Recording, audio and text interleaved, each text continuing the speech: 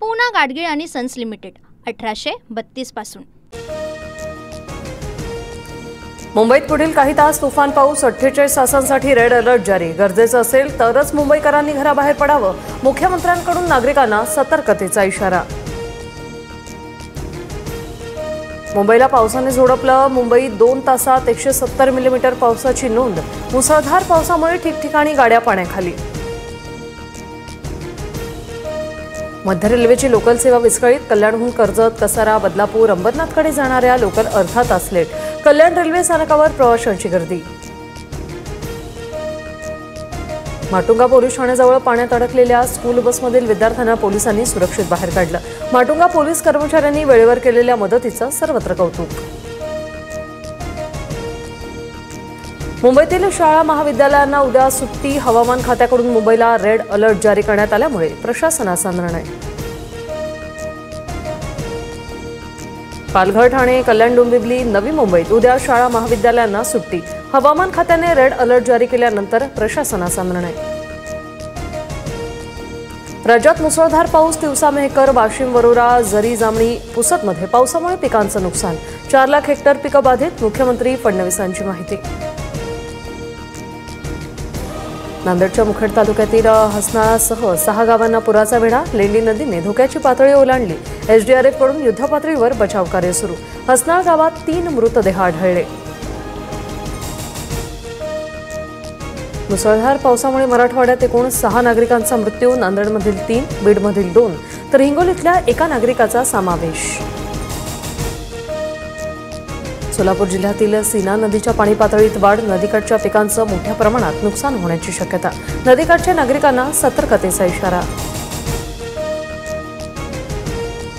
2 दिवसातील पावसामुळे सिंधुदुर्ग जिल्ह्यातील गड आणि जानवली नदीला पूर। वरवडी गावातील संगमावरील बंधारा पूर्णपणे पाण्याखाली गेल्याने वाहतूक विस्कळीत। रत्नागिरी जिल्ह्यात पावसाचा जोर कायम। वाशिष्ठी नदी इशारा पातळीजवळ। सध्या कोणताही धोका नसल्याचा प्रशासनाचा दावा।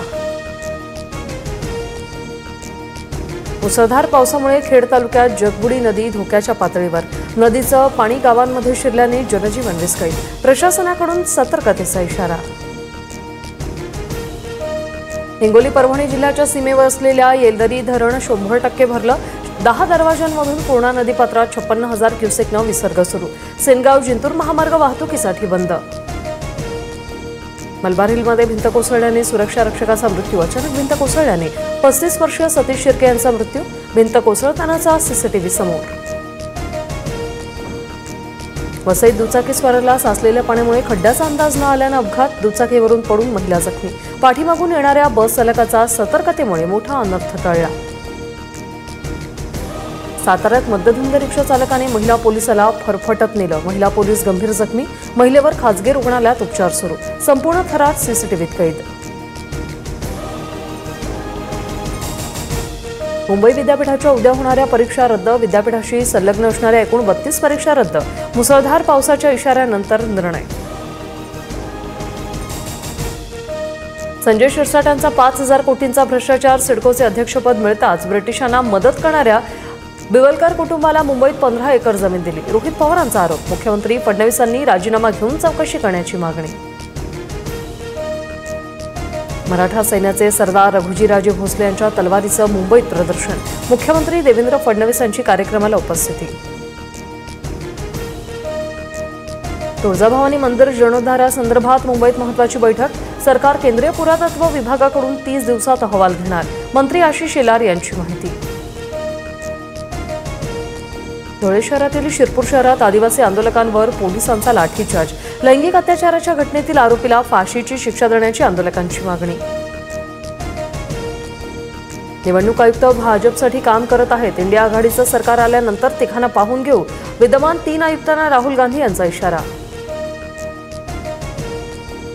इंडिया आघाडी मुख्य निवडणूक आयुक्तांविरोधात महाभियोग आणण्याच्या तयारीत। आमच्या समोर सर्व संसदीय आणि कायदेशीर पर्याय खुले। राजद नेते मनोज कुमार झा यांचं वक्तव्य।